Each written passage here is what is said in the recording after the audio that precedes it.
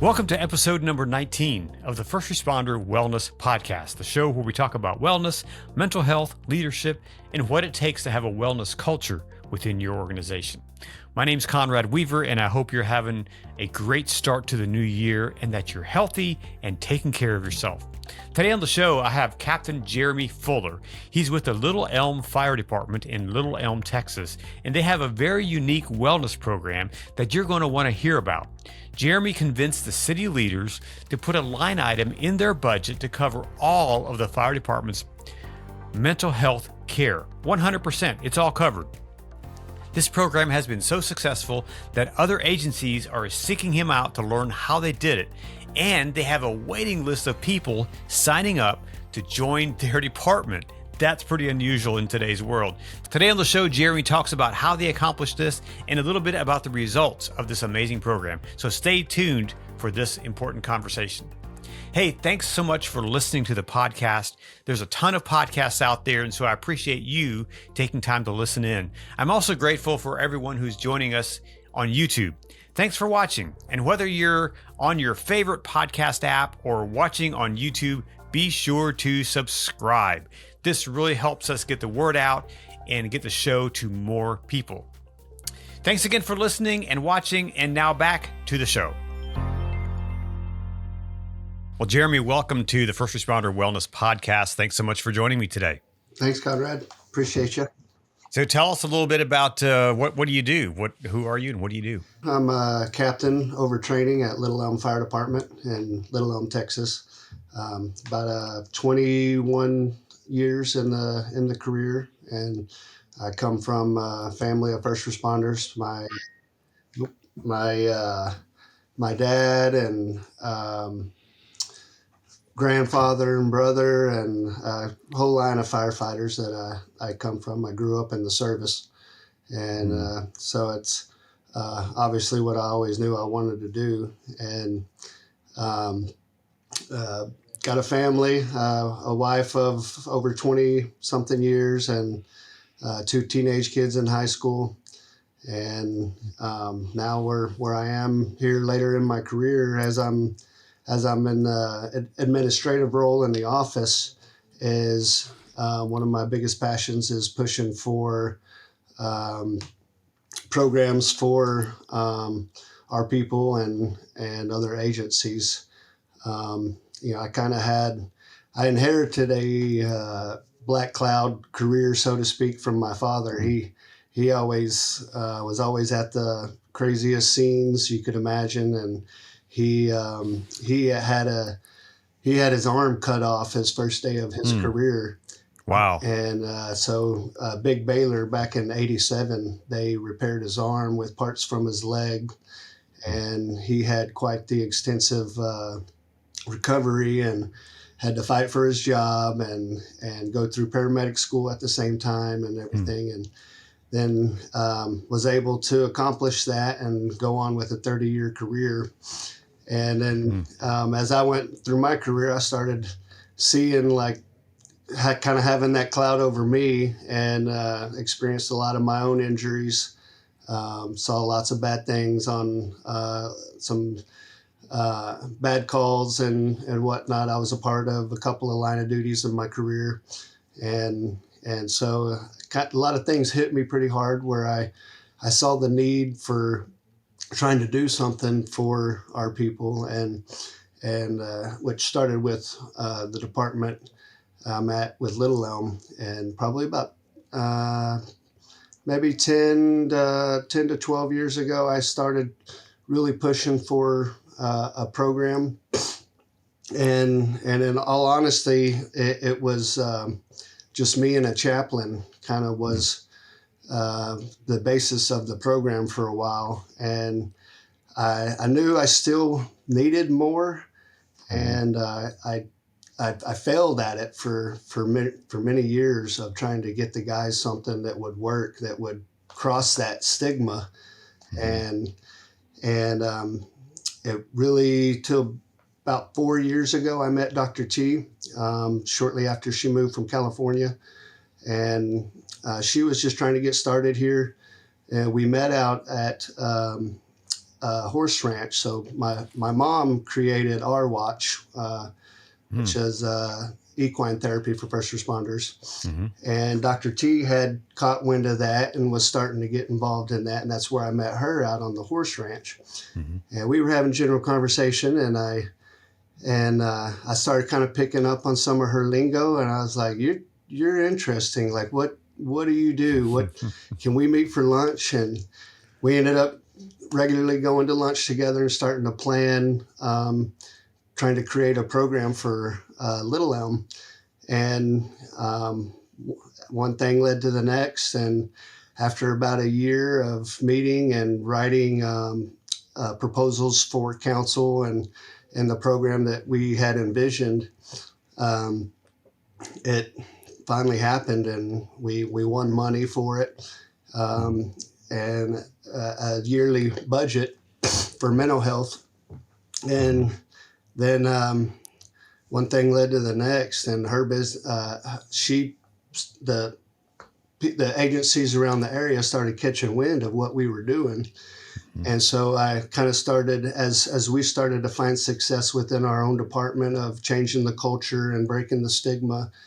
Other departments were kind of wanting the same thing. So I started switching gears after about a year or two of success with our own department, and started also pushing to help other agencies in our North Texas area, trying to get them the same thing. Mm-hmm. And let's go back when in your earlier in your career. What was, if any, any kind of information, training, resources related to wellness, mental health issues? Was there anything? Nothing, really nothing at all. I would say probably the basis of it was more so based on religion. So because we've always had a chaplain, and most departments do. And I think that's great, spiritually, for the guys that can accept that and lean on religion and the spirituality to help with some of those situations. But within even our own department, I found that that wasn't okay for a lot of people, So I think that's where, as I first started doing all the everything, I kept our chaplain highly involved, and our chaplain and Dr. T and myself would meet pretty regularly to try to keep a well-rounded program that involves spirituality and the science of the brain and what was going on which is what Dr. T is very good at. Mm-hmm. So what was when you started kind of researching this and looking into what we can do, what was your motivation personally? Personally was knowing what my dad had went through and seeing the path of my father's experiences, and he was the Iron Man. He was just, nothing affected him. He was the toughest guy I've ever met. Seeing what he went through with getting his arm cut off. Emotionally, he was always pushing me through sports, like through all of my surgeries and injuries that I ever experienced. It was basically like, you have to win, and you have to be tough. And he taught me a lot of that. And then at the end of his career, I started seeing where there was issues with that. And so even within my own experiences of being involved in a couple of line of duty deaths, one of the line of duties that I experienced early in my career was a rookie that he came and relieved me early. And, as most good rookies do, they come an hour or more before their own shift and they're ready to go. And this kid was getting at it. I say kid, he already had children himself, and I didn't. And so he came and relieved me, and he was killed before I even got home with my crew. And so I wore that pretty heavily on my shoulders for years. I saw ways that affected me in my life, as well as other things that kind of just piled onto my plate with the career as I went on. I'm lucky enough to still have my wife of over 20 years, and all that we've been through together. is kind of my lesson of to my peers and everybody that I want them to have a better life and to be able to go home and have a better marriage and not have to have those struggles that some may or may not make it through. Mm-hmm. So what was the process? I know you went to you. I mean, you met Dr. T. You saw what she was doing. What did you see there that she was doing that you thought, hey, maybe we can do this in our department?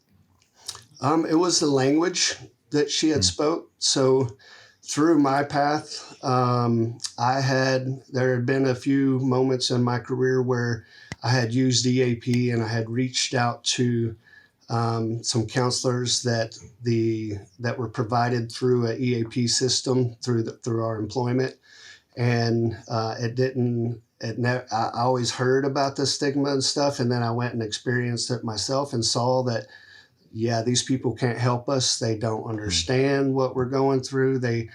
I sat and I listened, and I'm like, no, this is not going to work for me, and then I would hear all the same stories as well. So like it was like we had nothing, and so whenever I met Dr. T, and she basically was speaking our language right off the bat because she comes from the background. Her father was a 30-year police officer at LA County Sheriff's Office, and her brother is a policeman. Her mom was a nurse, and so she's grown up in it. And so she had a special knack to talk the language and kind of make us feel special. And it was the science of it. So like when she speaks the language and she talks about the science of the body, whereas medical people that's kind of the thing we need to hear, what's going on inside our brains and what happens when we feel this way. When we feel this way, why do we feel that way? And what can we do about it? And she was very good. That's what I started picking up on was the language that she was speaking, and then as we progressed into talking about the program, she was hitting all the right key notes on kind of the plan. Like, this is what we can do. And we can get them set up for therapy. We can get them set up for different physical things. And the whole program, I guess, it kind of went around the theory that your physical health is mental health and mental health is your physical health. Like, it all kind of works together. And so it's like not only do you have to take care of your brain and understand what's going on and inside it and train your brain as a muscle, you have to get your body moving and do the things that release the adrenalines and keep the chemistry in your body right. I think that's such a foreign concept for many people that there's a connection there. I think probably in the more recent years that's become more and more known, but I think historically it's been like there's two separate things, and we don't understand those two things and how they interact. Yes, sir. Yep. Yeah. I think that's what she's kind of exposed for everybody. And I mean, not only is she an excellent speaker, but the way that she speaks about that stuff, it really catches everybody's eye, and it's something different that we haven't heard before. Mm-hmm. And we could trust her being from the background. Yeah. What was some of the feedback or the response from people in your department and even some of the higher ups?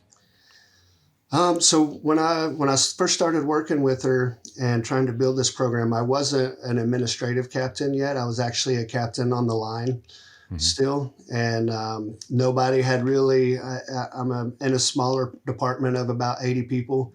And so nobody was over health and wellness. Nobody was really taking that ball and running with it. It was still kind of like, we don't need that.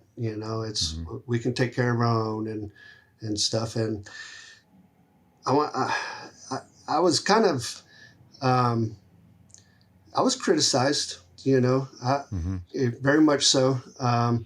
So when we started, the way I started implementing things, I hadn't quite won the budget yet. Dr. T and she would help me write up the whole process that was going to be presented to council. And I started kind of sneaking her in the door, doing things under training budget money. And just considering like, this is just training for our guys and train the brain. Mm-hmm. And so I was able to use a little bit of money to get her in the door that way. And just immediately as I started putting her on the calendar, people were like, what is this? What are you signing me up for? And then some of our senior guys, mainly, I was approached because one of the first things I did was I got us the mental wellness checks with Dr. T. So she came in and started meeting every one of our people, and I was setting up these meetings where everybody got 30 minutes apiece with her. And some of our most senior guys that I've been close to for many years that we've grown up together would come in and Fuller, what the hell are you setting us up for? Like, what are you making me do? And this is crap. I don't need this. And I'm like, look, just sit down. This is a benefit for you. It's nobody's going to know about it. It's confidential. And you can bitch about work. You can do whatever. It's your time to sit with a therapist and just get some stuff off your chest, Mm-hmm. And if anything, you don't have to say anything. Just sit there and listen to her and see what she has to say. And what's funny is I did get some responses. Two of those senior guys that came and approached me in that manner later on emailed me and thanked me for setting that up, and they were surprised at what the direction it was going. And then a little bit after that, I started bringing her onto groups and kind of having like a class-wide training opportunity where everybody could kind of be exposed to the way she was talking. And it didn't take very, very long for people to start saying like, this is okay. Like, this is different. I like this. And then the other big turn that really worked was I got the spouses involved. And so we did couples nights and things like that the spouses were included, and not only in the trainings, but also in therapy. So within our budget, we cover all the families of our first responders and any children they'd like to get into therapy and their spouses as well. And that was a huge turn of events where I noticed I even within myself, I would hear cool stuff that Dr. T was talking about. I would go home to my wife and I'd say, babe, I found it. Like, this is like the key right here that to help us. And she's like, well, what is it? And I'm like, oh, it's really cool. It's just cool stuff. And how as men, as we try to transfer information to our spouses at home, there's that barrier of communication. And so we kind of jumped that hoop by including the spouses, where the spouses were like, where the hell has this been for 20 plus years? Like, this is great, and so that was pretty huge. I think first thing is having a therapist and someone who understands the culture. That's vital, right? Yes, sir. Because if you'd have had Dr. T there and she didn't understand firefighting culture, and these people, your seniors would have come in there to meet with her, they'd have been like, we're out, you know? Absolutely. Yeah. So how did you convince the bean counters to put it in the budget? What was that conversation like? I was... the other line of duty death that I was involved in happened to be with our police department in 2017. And Jerry Walker was shot in the neck on a shooting scene in a neighborhood. And he was a 20 plus year guy that was involved in our small town for years and years, and was a SRO, school resource officer within our school systems. And this guy knew everybody in town. And so that was kind of a situation that devastated not only fire and police, but the entire town. And so between that happening and the years to come that followed, it was pretty obvious, even from the administration over at town hall, that these guys are struggling. Like there's turnover, there's sick time abuse, there's all kinds of things going on, and so we kind of had that in our pocket of these guys need something, and so I went after it, and with Dr. T's wording as well, like we wrote a beautiful proposal that you could not say no to, and then really the only thing I regretted was I didn't ask for enough. Yeah, the vote, they literally didn't even blink an eye. I mean, the vote took all of 5 seconds, and they were like, "Yep, you're good. Take your money." And so I still, to this day, that was about 4 years ago. So to this day, I still have the same amount of money, and I have more people. But we've learned how to strategically use that money to where we're not spending it all real quick. I make it last through the year, and we got different ways, like assist the officer donates quite a lot of money. We're able to get guys in for therapy at cheaper cost and still pay for it. So there's a lot of little ways of the game that we've learned to make the money go further. Mm-hmm.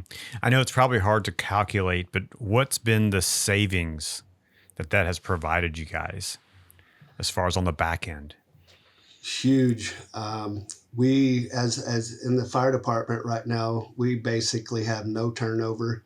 As a small department in the Metroplex that's surrounded by places like Frisco and Plano that are starting firefighters out at $100,000 a year to compete with that.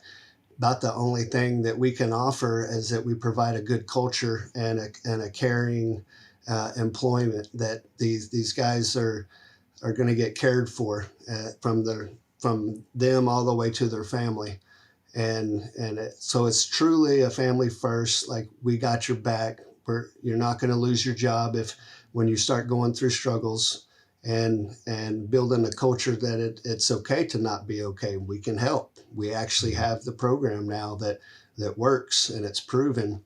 And I got guys that are former military guys that are captains of crews, that at one point they were my naysayers and they doubted what we were doing with this program, and they've turned to that there's open conversations at the dinner tables at the firehouses, that of their personal experiences, the therapists that they're using, and they're sharing that with their crews as examples and being leaders in that realm. And I hear that a lot. Talking about the other agencies around us, we're staying competitive in the applicant numbers that we get, and which is a real struggle right now in the fire service. It's really competitive in hiring, and we're able to still keep up, if not have more applicants than some of these bigger departments, paying way more starting salaries than what we can provide. And that's what I hear around as I'm over hiring. That's kind of what I hear all the time, is that when I ask people, what are you looking for? What do you like about us? It's like, we like the reputation, the culture that you guys have built, and it's just a really caring environment. What's been the response from the families? Phenomenal. It's fun. I do know that the families are widely using the program, and I don't know exactly who all the time, unless they come to me directly. A lot of guys trust in me to where they'll come to me and be like, "Hey, man, I need the number. I want to make a call. Me and my wife want to get in to some therapy," and so no problem. But I also provide the program on a confidential level where these guys can call and make their own appointments, and I just pay invoices that come in. I don't ever know who it is that I'm paying for. I pay, first will send me a code or invoice with codes, so I have no idea who they are. I see it all the time. Recently, one situation I can speak of is recently we lost one of our guys' spouses to cancer, and she was one of our senior guys. It's grown up in town. They both grew up together. They were high school sweethearts. Everybody in town knows his wife and himself. And within her going through all of that to begin with, we got her into counseling, and she kept telling me, even like as she was down on her later days in life, she would tell me, "Thank you so much. That did so much for me to be able to sit down and talk with somebody that understands." And she ended up becoming pretty close with her counselor, actually. And there's several situations like that I haven't ever heard a bad story. And First has done a good job. I think there's we've built about 20 counselors now with First, and they're all vetted within some sort of first responder background and speak the language, and they're trained by Dr. T. And so I always tell the guys and their spouses, if by all means, if you have any issues, if you don't like your counselor or what she's saying, just let me know. We can get you another one. And that's never the case. They all love it and very appreciative of what we can offer through them. So let's walk through, what's that look like? You have a firefighter who's maybe struggling, maybe they're starting to recognize that they're drinking too much, or they're doing some other behaviors that are outside of the expected norms. What do you guys do? What's the process to get them to a better place? So first, I don't necessarily have to know, and that's kind of part of the education of the program. So it's part of my job is to expose the program as a confidential piece, like, because I do understand, I'm in a supervisor level position. These guys may not feel comfortable coming to me and exposing some sensitive material, personal stuff like that. And so they are able to just make a phone call over to First and schedule an appointment and say, "Hey, I'm with Little Elm," and then First knows, like, Little Elm's got you covered. And so they just get on the invoice, and then they start to plan a treatment through them, and however that looks, whether if it's just basic therapy or even some physical stuff over at the sports academy, if that's what's needed. And But to be honest, most of the time, I have people that will either go to somebody that they trust, that they'll ask, and then that person will come to me like, "Hey, so and so is having some trouble, and I really need to get them going," and they'll try to get my advice to get them going. Most of the time, I just give them the contact and say, "Let me know if you need any of my help. I can help explain it all," and there'll never be a charge for anything. And then sometimes they come directly to me. And even yesterday, I had a case with a guy sitting in here, and I could tell he was really beat up. He's going through a whole lot right now. And I sat here with him, and I made the appointment myself with him. And he trusted that I was taking care of things, and got him set up for an appointment, which is actually today. So it's quick turnaround. If I can sense that this is a very urgent need, and we're going to get him in the next day, or even the same day on some cases. And then money wise, that's my goal for these people, is to make it easy. I don't want any monetary reasons to be a hiccup in their therapy and their path. I don't want anything to keep them from calling and making that appointment. So if I have to, I'll sit here and make an appointment for them. Does this program also include residential treatment? Residential treatment, like Like substance abuse, like if they go away for 30 days to a place for rehab or for recovery? So we do have different options on that. I haven't had to do that yet, but actually Todd and I have been we've had that on our research list for quite a while. and we haven't actually had the situation to get to send somebody there yet, but we have basically a resource list, and we've gone out and we've vetted some certain places that can do outpatient and inpatient care. And so far I do know of probably one of my favorites is Stonegate Ranch that I would like to try as a place that we can basically like a horse ranch style place that you can send people out to, and they have inpatient care and all that. So some of that's still on the building blocks of what Todd and I have been trying to do, and have that kind of go-to place. And within First, the that component for inpatient treatment is not there yet. But there's things that they do for that, and we kind of lean on Dr. T as for that case, if somebody's really needing that, and still that's also part of the. I think that's probably also deep within the stigma. People, there's still people I think that I know they're having some substance abuse issues. But that one's something they're still kind of holding close to them as not wanting the supervisors to know much about, so that's my goal, is just if they're getting into their counseling and they're exposing that personally, then that's great. Like I just, as long as they're talking to somebody and getting it taken care of, I really don't need to know the details, And so how long did it take for you guys to get people comfortable and starting to say, hey, you come into your office, say, hey, I need help, or I need to talk to someone. How long did that process take? I'm sure it wasn't just an overnight thing. You started this program and people were immediately like, I need to talk to someone. So how long did that take?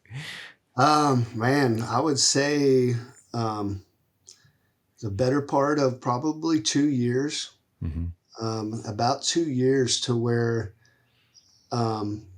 as the program and Dr. T herself got exposed and people started trusting that, hey, what we just built is a good thing, and word started getting around, and other naysayers that were leaders in our department started speaking good about it with their own crews.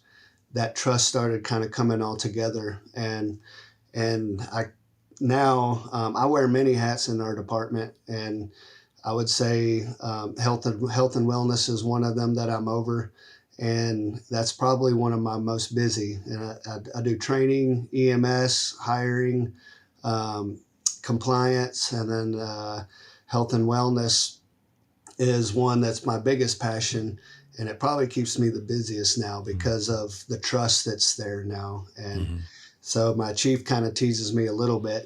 They got me a couch and stuff here in my office. So so the guy's like, yeah, you need to go sit on Fuller's couch for a little bit. But my doors are closed all the time from those kinds of private meetings that are happening. And so chief knows that that the program is being used. It is a success, even if it happens on a peer level. There are a lot of those contacts that are happening, and we're also training our peer teams through Dr. T's program to be able to take care of kind of be a first line for things on a peer level, and so we do have a peer team that's been pretty effective. And if that doesn't work, and most of the times there's some situations can be taken care of by by peer talks and whatnot. But most of the time we can filter out and find out if there's a need where they need to take it a little further, and we offer our resources. So let's talk a little bit about the finances of it. You don't have to give me numbers, but what's the percentage of your budget would you say that this program covers? Right now we got about $15,000 for a year per year, and that covers about 80 people, which is not a lot of money for 80 people. If you were to look at a therapy session costing on average of about $150 a pop, and that doesn't go very far. But that's why we've had to find different ways of the game to pay for things. We've been able to find ways to utilize EAP, which is a big stigma in the past. And now we're able to use EAP certain ways. We're able to use donated funds quite a lot. There's a lot of little avenues that we've found, tricks to the trade, to be able to stretch that money out. But percentage wise, it's still way small. I was gonna say that's a small percentage of your overall budget. Oh, very much so. It's Yeah. probably one of the smaller line items there is, Mm-hmm. and which is sad, because that's the theory on all this is like, we need money to take care of our guys, and you got all these $1 million apparatus that we're out there driving around and using, and all this fancy equipment, and like, what kind of investment are you putting into the people that are operating these things? I think that's the question that community leaders need to hear. Those things. Okay, if we're spending 1.6 million on a new ladder truck, what are we spending for the guys that operate it, right? Absolutely. Are we going to have healthy people running this expensive equipment? Absolutely. Yep. That's the name of the game. And that kind of comes towards where we are now with our reputation and having healthy people, physically and mentally. I've been around the fire service a long time, and I'm a little bit biased, but that's something I can speak highly of with our guys here. We are taking care of ourselves. Man, you look around, you got all these guys that are just ripped as can be. They're healthy. Their minds are healthy. They're out there working out together, doing things together. They're having those important talks. They're waking up in the mornings and sitting at the kitchen table, drinking coffee, reading the Bible together, doing different things. And I haven't, in years of being in the fire service, even here in Little Elm, I haven't seen anything like it before. I'm very impressed with the way that the culture has changed here. Mm-hmm. And that comes to a place in where leadership is supporting that, right? Yes, sir. If you didn't have leadership that was on board, and if they were like blasé about it, or weren't committed to it, then it probably wouldn't have carried through, right? Yes, sir. Yep. I'm very fortunate to have had the leadership's backing from pretty much from the very beginning. Mm-hmm. What gives you personally the biggest satisfaction with this program? Knowing that since I do get approached a lot, and I'm seeing some of these situations firsthand, I'm one of the only ones that know a lot of these guys' situation, and how down and deep that they can go sometimes before they come and reach out, and then. It's just, for me, super rewarding. It's therapeutic in a way itself, to be able to have a resource and have an answer. And as I used to be the guy that I knew my programs that I was attempting to do was failing, and I had nothing for these people except for just talking to them myself and just offering up a chaplain service if that's all I had. Mm-hmm. And now I see these guys go through things. They go to therapy, and some of them have gone to some physical programs as well within the sports academy, and they come out and they treat me like the best friend. They're like, give me a hug. I love you. Thank you for doing that for us and me and my wife. And then so I get the satisfaction of like seeing the turnaround of these people and how happy they are and that it worked, mm-hmm. And so man, it's super rewarding. So what can someone do? Say there's a captain, let's just pick a city, Cheyenne, Wyoming, and they're a captain there, but they don't have a Dr. T, they don't have a sports academy. What can they do to get something like this rolling? Great question. So that's kind of become some of my passion over the last couple of years, is helping these other agencies. Since the word's kind of spread, I do get contacted a lot. Dr. T and I have gotten pretty good at meeting with these other agencies when that question comes. 2 days ago, 2 days ago, I got a call from East Texas, from Longview, from a buddy that has buddies at Longview Fire Department.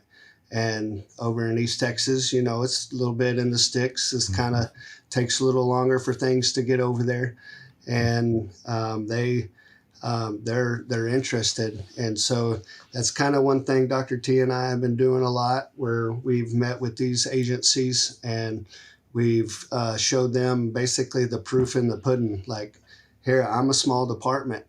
We've accomplished this and it's working, and y'all can do it too with very little amount of money. And we can help you get the money. We can show you the way. We can show you. We can share our policy. You can copy our policy on it, and then you can get past the stigma. So I think that's for somebody that's way out there and that don't have anything like this yet. It's you got to know that it's out there somehow to begin with, and then that's where I've come in on several occasions and met with these departments.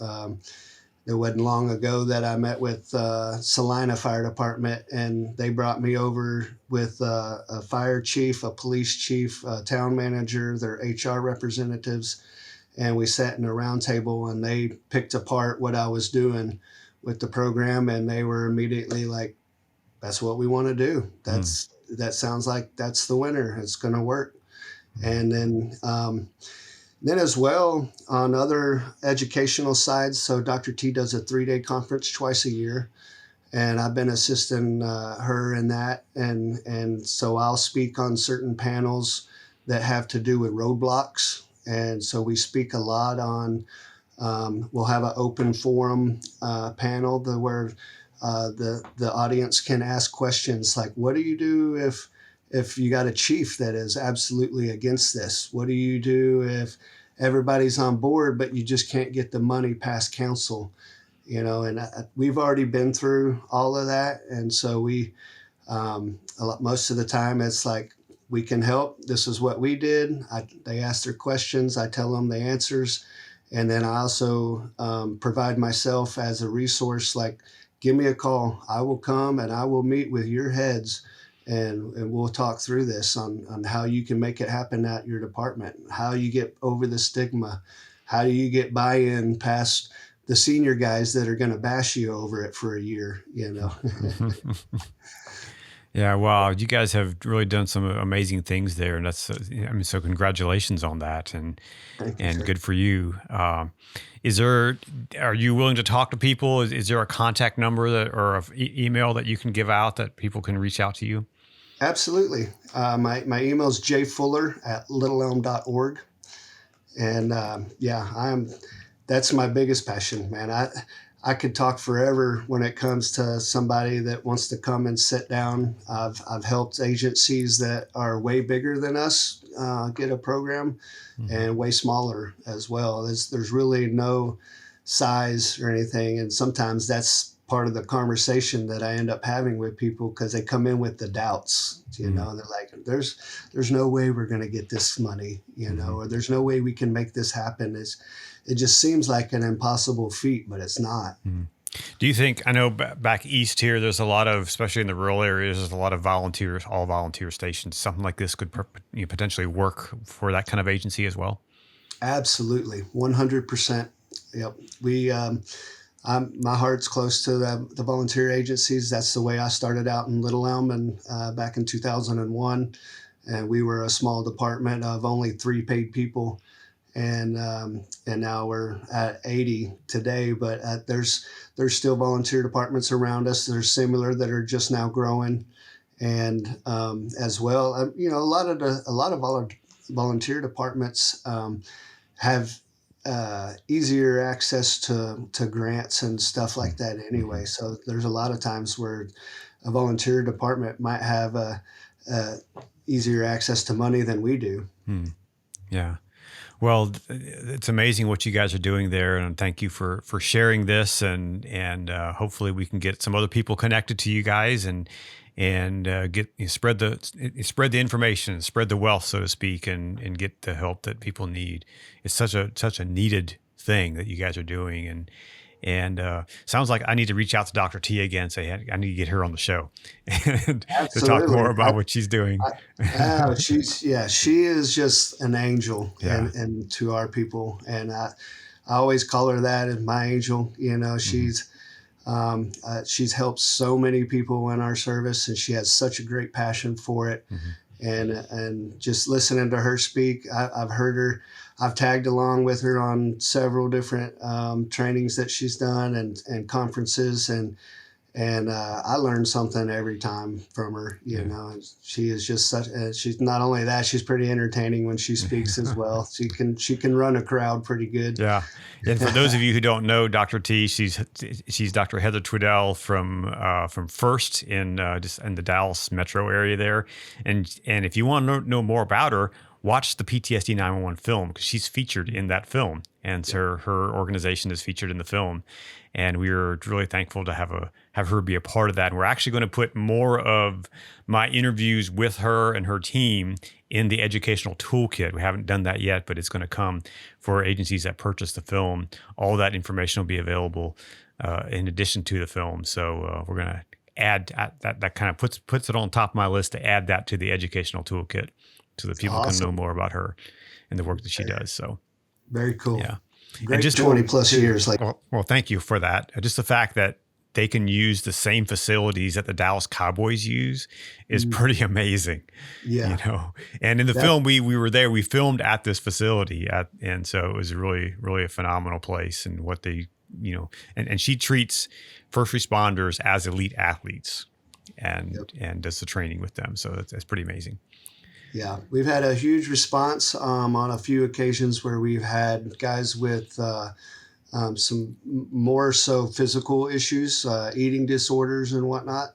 And we've actually utilized that with about 4 of our members, where we've paid for memberships to Sports Academy. So they'll go to a therapy session once a week, and then the 3 times a week they'll be going to their personal trainer at the Sports Academy and using those facilities. And what we did was we started them off with their elite assessment programs, where they sit on all these machines, and then Dr. Chase, which is Dr. T's husband, he does the physical side of things.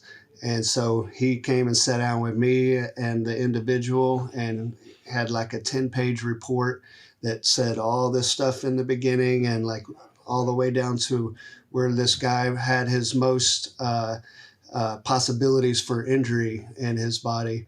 And then for 3 months, they worked on these programs, and then they did another assessment at the end.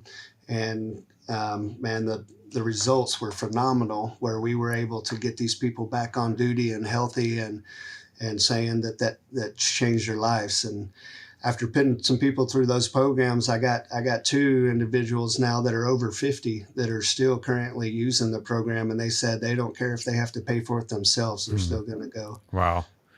Well, you got to be careful. You're going to have people lining up to work at your agency just to have access to that. I hope so. That'd be a good thing. It wouldn't be a bad thing for sure. Yes, sir. Yeah. Well, Jeremy, thank you so much for your time. Thank you for sharing what you guys are doing there in Little Elm. I really appreciate it, and looking forward to getting this podcast out there to let the world know about what you guys are doing. Thank you, Conrad. And I appreciate all your support and everything you do for us as well. Absolutely. Jeremy, thanks so much for spending time with me today on the podcast. And thanks to all of you who have taken time to listen, to watch, and especially to those of you who have taken time to leave a review. I really appreciate it. And if you haven't left a review yet, please do so. I want to be sure I'm bringing content to you that you want to hear, and your reviews help me do that. And remember, you are not alone. And if you need someone to talk to and don't know where you can turn, you can always dial 988. I want to hear. Be sure to tune in next week for another interview with an amazing first responder. Until next time, be well, take care of yourself and those around you, and go out and do something good in the world.